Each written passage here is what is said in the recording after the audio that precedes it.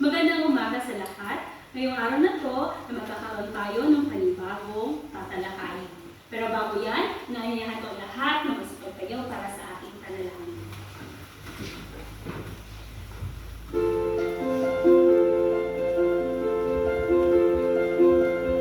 Panginoon, pinupuri at sinasamba ka namin. Salamat sa panibagong araw na ipinagkaloob mo. Salamat sa mga biyaya na patuloy mong ibibigay. Salamat sa pagkakataong ito na kami ay muling matututo. Patawarin niyo po kami sa aming mga pagkakasala at pagkukulang. Tulungan niyo po kami na magkaroon ng bukas na isip at puso upang lubos namin maunawaan ang aming mapapakinggan sa araw na ito. Bigyan mo po kami ng karunungan na sa ganun ay magamit namin ang mga ito sa aming mundo. Salamat po muli at ikaw nawa ang maluwalhati sa lahat ng mga gawain na aming mapagtatagumpayan. Sa pangalan ni Jesus. Amen. Magandang umaga sa lahat. Magandang umaga po, Binibining Kayla. Magsipag po. Bago tayo pumunta sa ating talakayin, ano nga ba ang ating mga ginagawa sa loob ng paaralan tuwing tayo ay nagkakaroon ng talakayan? Makinig sa guro. Magaling, makinig sa guro. Atin niyang dadagdagan. Pakibasa ang ating mga alputuhin sa loob ng ating klase. Maayos na upo. Makinig sa guro at sa kamag-aral na naglalakad. Maglakas na may unais na sumagot sa mga katanungan o nais na magtanong. Makipag-usap sa katabi kung kinakailangan lamang. Mangyari na lahat ng cellphone at iba pang gadget ay ilagay sa silent mode at itago. Magbigay respeto sa lahat. Maasahan ko ba ang lahat ng yan sa inyo? Oo, ma'am.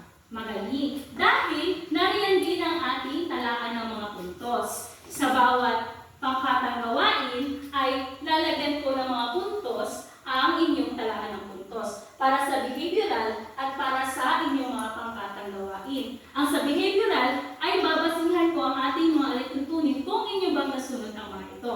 Malinaw ba? Oo, ma'am. Kung ito, bago natin talakayin ang ating panibagong tatalakayin, basahin muna natin ang ating mga layunin.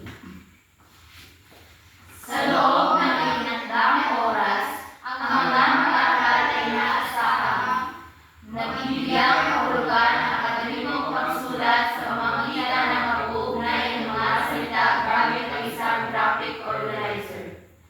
Nanusuri at naunawaan ang iba't ibang uri ng pagsulat maging ang mga halimbawa nito. Naglalahad ng pagkakaiba ng mga uri ng pagsulat. Napakahalagaan ang akademikong pagsulat sa iba't ibang aspeto bilang mag-aaral, sa lipunan at sa lipunan. Maraming salamat sa inyong pagbabasa. Ngayon, magkakaroon tayo ng isang gawain. Ito ay ang pag-ugnayin. Kung saan, meron tayong organizer dito, graphic organizer, kung saan ay uunayin ninyo kung ano ang maaaring mga salita, kaugnay ng salitang akademikong pagsulat. Inyo lamang itong pupunan sa pamagitan ng pagtaas ng inyong kamay at sabihin kung anong salita ang maaaring ating iugnay sa salitang akademikong pagsulat. Naiintindihan ba? Opo, ma'am. Ngayon, sino ang unang makapagbibigay ng salita? Pananaliksik po. Pananaliksik. Maaari natin iugnay ang salitang pananaliksik sa akademikong pagsulat. Ano pa? Formal. Formal. Ang sinasabing ito ay, ang akademikong pagsulat ay formal. Ano pa? Mga akda. Maaring mga akda. Dahil ito ay, may kaugnayan sa pagsulat. Akademikong pagsulat. Ang mga akda. O ang produkto ng akademikong pagsulat ay mga akda. Ano pa? Babasahin. babasahin. O, dahil ay merong ginagawang pagsusulat, merong nagagawang pagbabasa. At ito ay ang mga babasahin. Ngayon, ating tiyakin kung tama nga ba ang mga salitang ating iniugnay sa salitang akademikong pagsulat. Ano nga ba ang akademikong pagsulat? Sabay-sabay natin basahin. Ito ay isang masinop at sistematikong pagsulat ukol sa isang karanasan panlipunan. Ito ay may katangiang formal, objektibo, may kaninindigan, may pananagutan at may kalinawan. O ito daw ay masinop at sistematikong pagsulat. Ibig sabihin, may sinusunod kung ano ang kanyang pagkakasulat, ang kanyang pagkakasunod-sunod. Ito ay ano? Ito ay may katangiang formal. Formal, ibig sabihin, ito ay ano?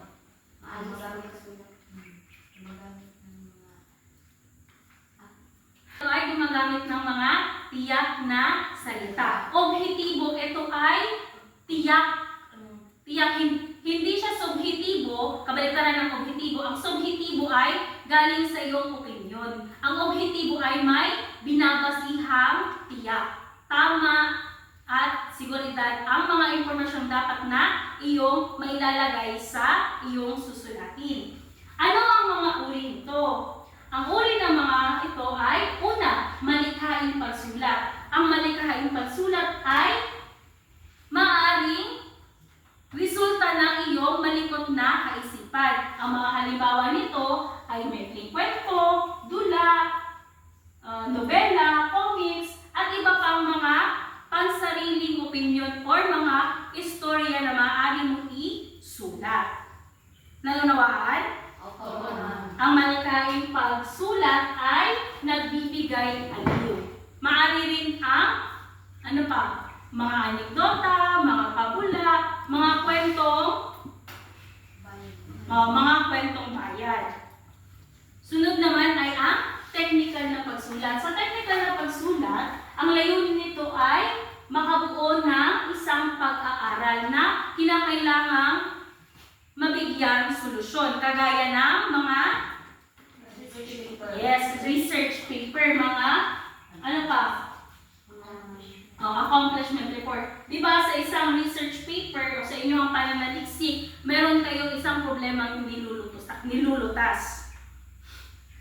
Meron kayong isang problemang nilulutas. Di ba? Kung experimental ang inyong ginagawang pananaliksik ay dapat niyong patunayan ang inyong ginagawang pag-aaral. Para sa ikatlong uri naman, professional na pagsulat, ito ay may kinalaman sa isang tiyak na larangan na tutuhan sa paaralan, lalo na sa paggawa ng mga sulatin o pag-aaral tungkol sa napiling propesyon o bukasyon ng isang tao, tulad ng isang guro. Ano ang kanyang ginagawang mga sulatin? Ang kanyang banghay-aralin or ang lesson plan. Sa mga doktor, ano ba sa mga doktor or nurse? Mga medical report. Sa mga pulis, ano ba? Mga accidental report, mga narrative report, kung saan ang professional na pagsulat ay nakaayon kung ano ang kanilang propesyon.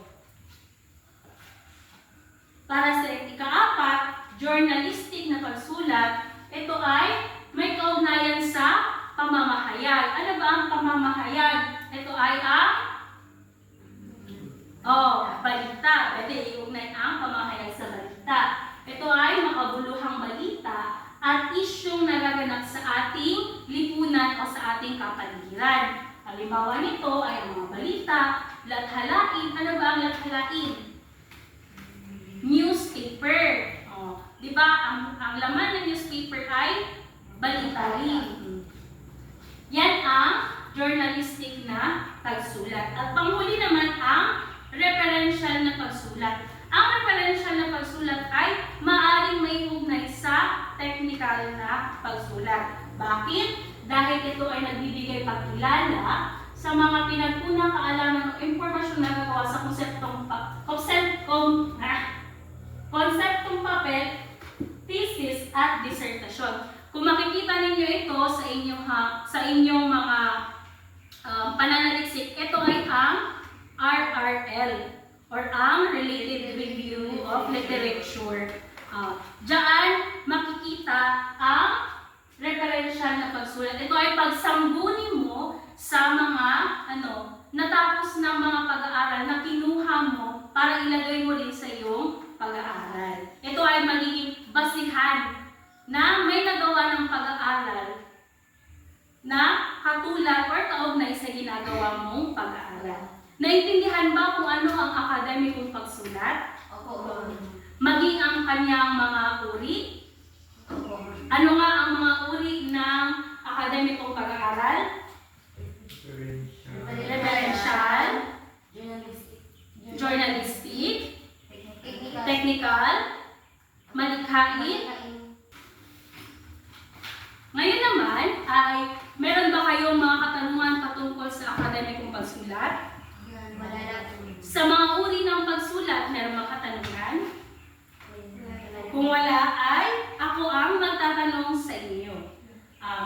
Maaari lang itaas ang inyong mga kamay kung nais ninyong sumagot. Para sa unang katanungan, ano ang akademikong pagsulat? Sige, binigyan ni Jennifer. Ang akademikong pagsulat ay sistematikong pagsulat ukol sa karasang paligid. Bigyan natin siya ng 3 bagsak.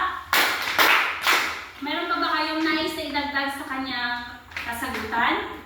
Wala na po, ma'am. Kung wala na, narito ang ikalawang katanungan. Ano-ano ang mga uri ng pagsulat? Di ba meron tayong 5 uri ng pagsulat na tinalakay? Ano-ano ito? Ano ang mga uri ng pagsulat? Una, Malikhain, technical, professional, journalistic, at referential. Para sa 3 katanungan, ano sa mga uri ng pagsulat ang nais mong isulat at bakit? Bakit na ha? At bakit? Sige, sino ang nais na magsagot? Ano ang nais mong isulat mula sa mga uri ng pagsulat? Ang nais kong isulat ay tungkol sa journalistic kasi doon ko may babahagi kung ano yung nakikita ko sa paligid, kung ano yung ginagawa ko sa araw-araw. Maraming salamat. Bigyan natin siya ng 3 bagsak.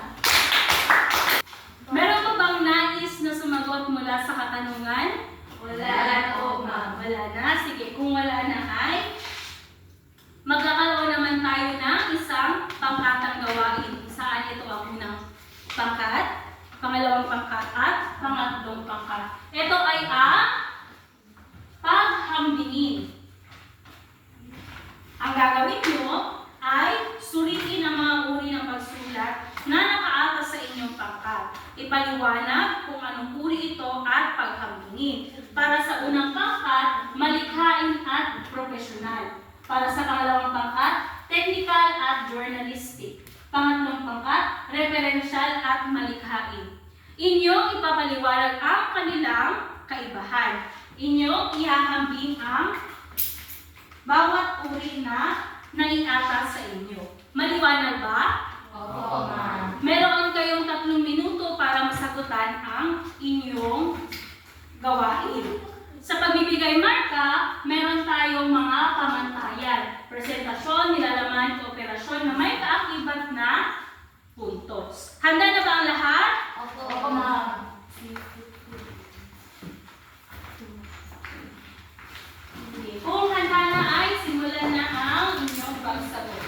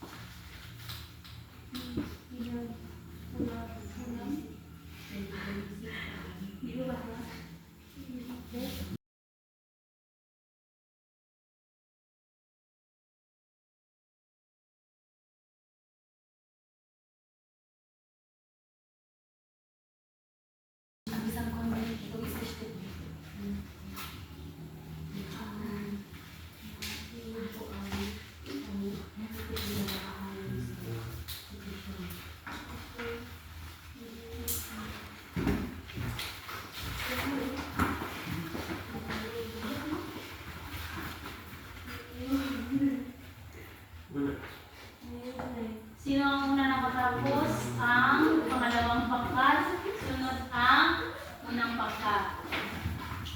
Ilan mo nagsagot?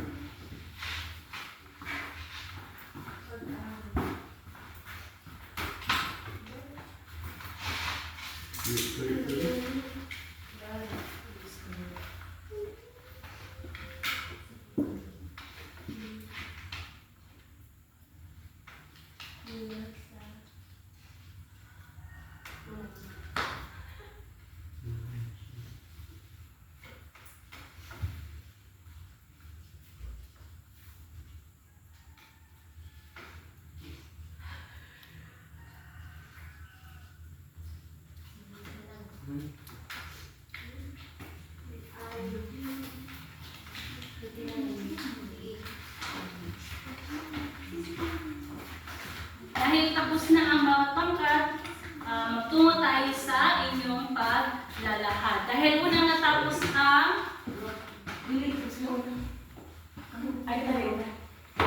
pangalawang pangkat, bigyan natin sila ng masigabong palakpakan para sa kanilang presentasyon.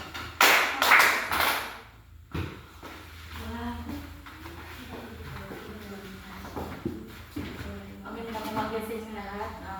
Ito ang sagot ng malaman. Sagot sa teknikal. Pag-aaral kung saan natuklas sa gamot, pag-aaral kung saan pagtuklas sa gamot, solusyon at katibayan sa mga suliranin. Sagot sa journalistic, tiyak na kaugnay sa lipunan. Yan naman po. Meron bang karagdagan para sa kasagutan ng ikalawang pangkat? Wala na po, ma'am. Natukoy ba kung ano ang kaibahan ng technical sa journalistic na pagsulat? Opo, ma'am. Bigyan natin sila ng 3 bagsak.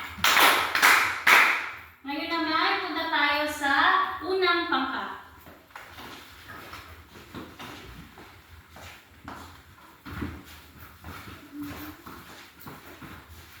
Magandang umaga po. Ito po yung aming sagot. Ang malikhain is nakakapukaw ng damdamin. Pangalawa is likhang isip. Ang professional po is may tiyak na layunin at saka nakaayon sa profesyon. Yan naman po. Bigyan natin ng 3 bagsak ang unang pangkat.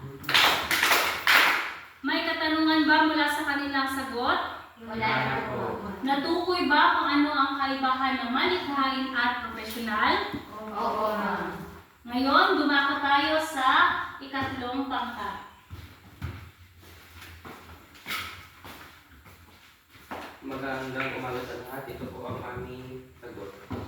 Ang kaibahan ng referential at malikhain sa referential, pinag-ipunan ng impormasyon na maiuugnay sa isang isinasagawang pag-aaral, at sa malikhain naman mula sa imahinasyon at ng aalib. Yun naman po. Bigyan natin ng 3 bagsak ang pangatlong pangkat. May katanungan ba mula sa kanilang sagot? Wala lang po. Natukoy ba ang kaibahan ng referential at malikhain? Opo, ma'am. Dahil sa inyong ginawa at tama ang inyong mga kasagutan, ay magkakaroon kayo ng pantay-pantay na puntos.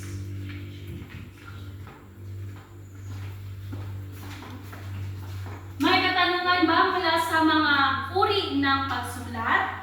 Wala na po, ma'am. Wala na? Naunawaan ba ito? Opo, ma'am. Kung naunawaan, mas palalingin pa natin ang inyong kaalaman patungkol dito, magkakaroon ulit tayo ng panibagong gawain. Ito ay connect-connect. Ano ang connect-connect? Dito ay individual na gawain kung saan ay iko-connectan ninyo ang mga salitang nasa A patungo sa hanay B. Kung ano ang hinihingi niyang kasagutan. Naintindihan ba? Opo, ma'am.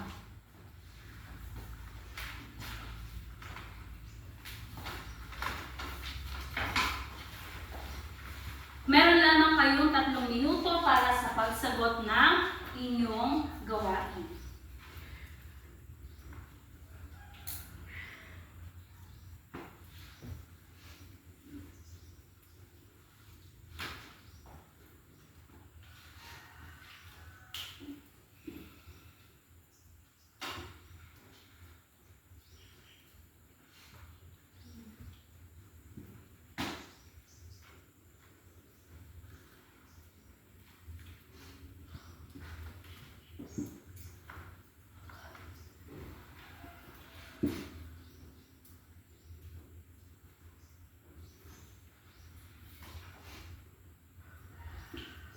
Ipasa na ang inyong mga papel.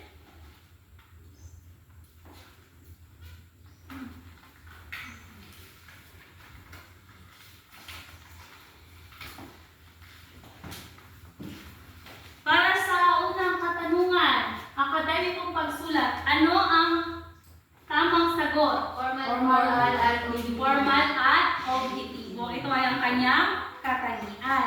Para naman sa ikalawa, ano ang technical na pagsulat? Saan sa Hanay B?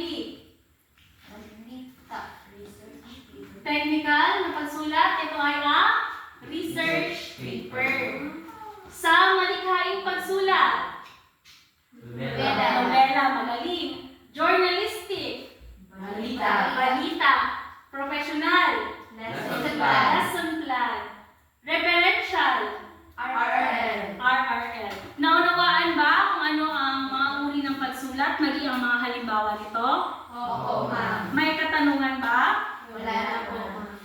Kung walang katanungan, ay magkakaroon tayo muli ng panibagong gawain. Ito ay ang pahalagahan.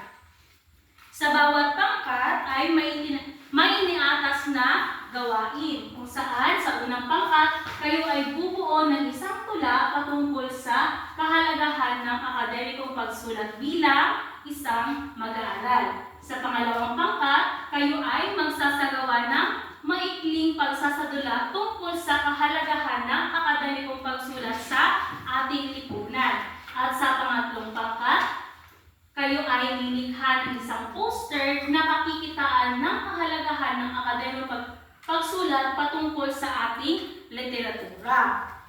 Sa pagbibigay ng puntos, meron tayong pamantayan kung saan ang presentasyon, ang nilalaman, operasyon na may kaakibat ding mga puntos. Meron lamang kayong 3 minuto para magsagawa ng inyong gawain. Kasama na rito ang inyong pag-uusap kung ano nga ba ang inyong gagawin upang mailahad ang nais na parating mula sa inyong nakaatas na gawain. Naintindihan ba? Opo, ma'am. May katanungan? Wala na po, ma'am. Kung wala na, ang oras nyo ay magsisimula na.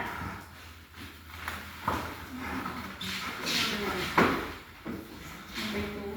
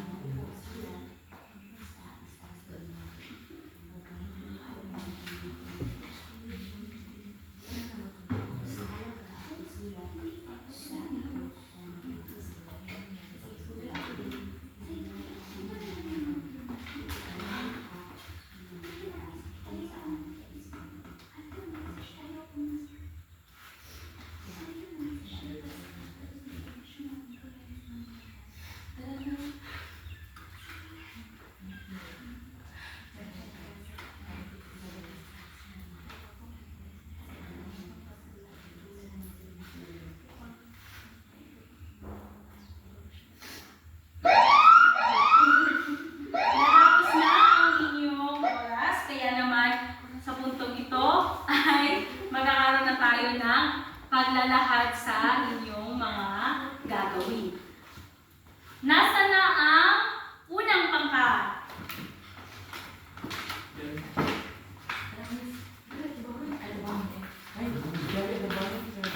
Sila ay gagawa ng isang tula. Ating pakinggan ang kanilang ginawang tula.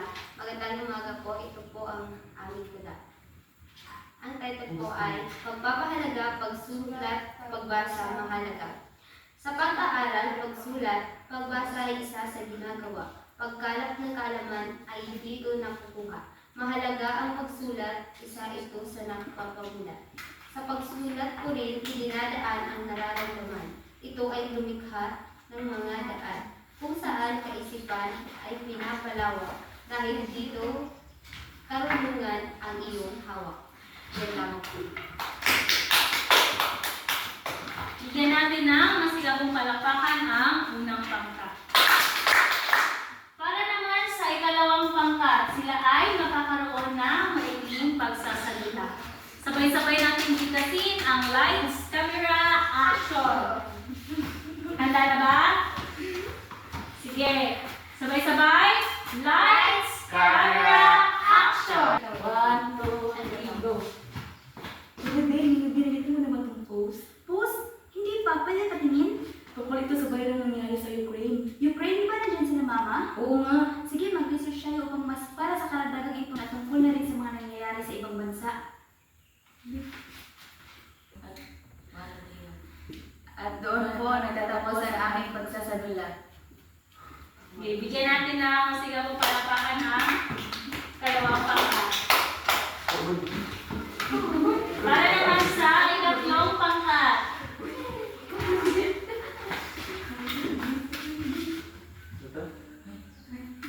Ito po ang aming poster sa pangatlong pangkat. Mahalaga ang akademikong pagsulat dahil sa pamamagitan nito mamabahagi ang kultura ng isang pangkat, katulad ng pagsulat ng pabula, metodolohiya at alamat. Yun lamang po. Bigyan natin ng masigabong palakpakan ang ikatlong pangkat. Bigyan natin linaw ang inyong mga kasagutan para sa pagpapahalaga bilang isang mag-aaral sa nabuo nilang tula, di ba? Sinabi nila doon na ang pagbasa at pagsulat ay mahalaga dahil ito ay nabibigay sa kanila ng karunungan.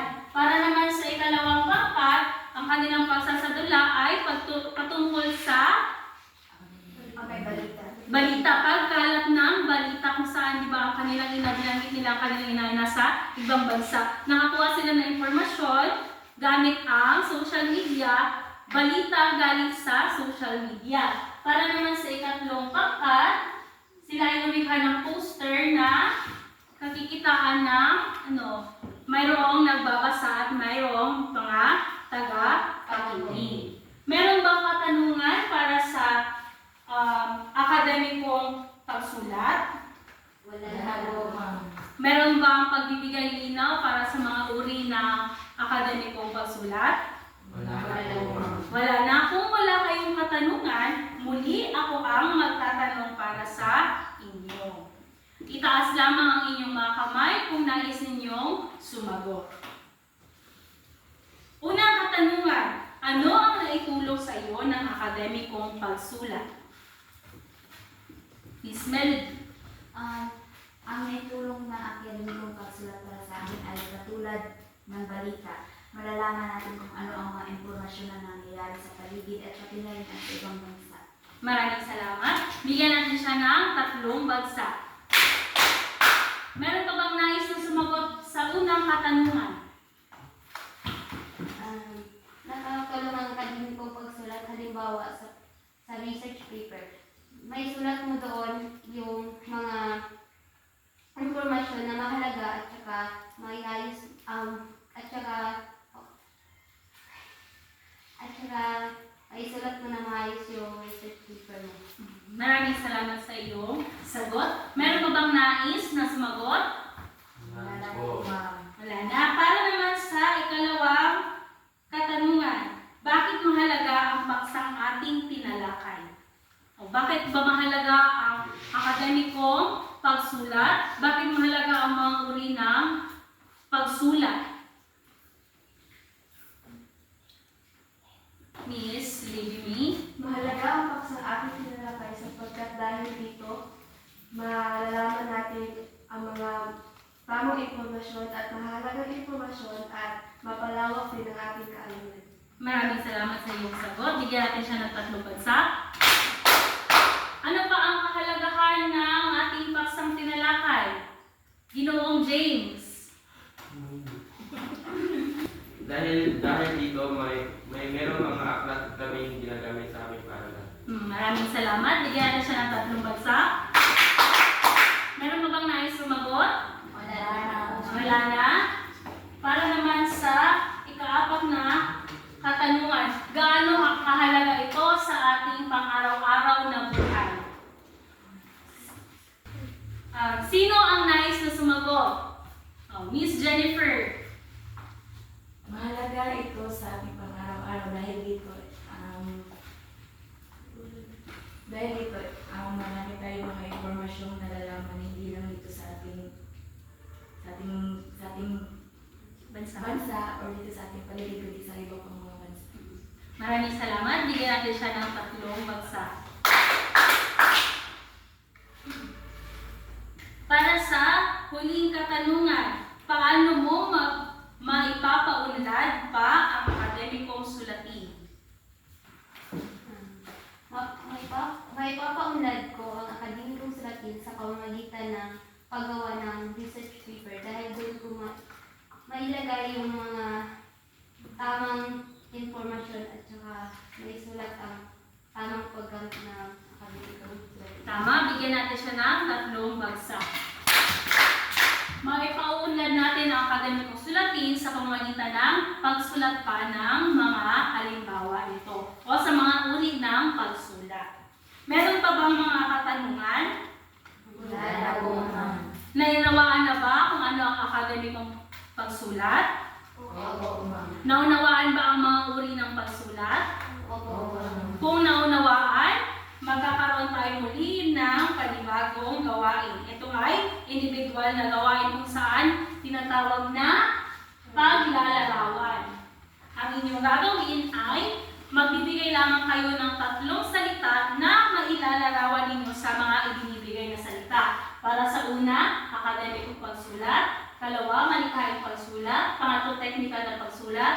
Pang-4, professional. At ikalima, journalistic na pagsulat. Pipili lamang kayo ng 3 salita mailalarawan ninyo sa mga ibinigay na salita.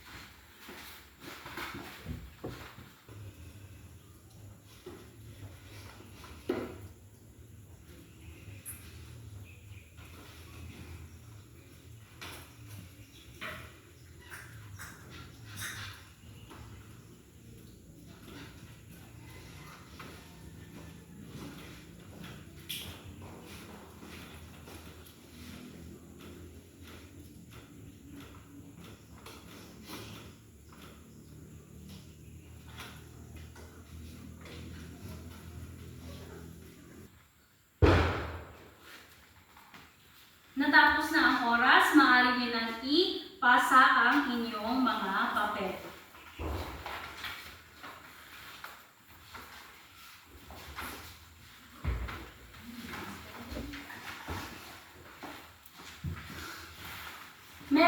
bang mga katanungan? Wala na po, ma'am. Wala na. Para sa karagdagan ninyong gawain, para sa inyong takdang aralin, kayo ay susulat ng isa sa mga halimbawa ng malikhaing pagsulat. Na yan ang pamantayan kung paano kayo bibigyang puntos. Kayo ang pipili kung anong uri ng pagsulat ang inyong gagawin. Pipili kayo sa 5 uri ng pagsulat kung ano ang nais ninyong gawin. At ipapasa niyo ito bukas. Maliwanag ba? Opo, ma'am. Meron pa bang mga katanungan? Wala Wala na po, ma'am. Wala na?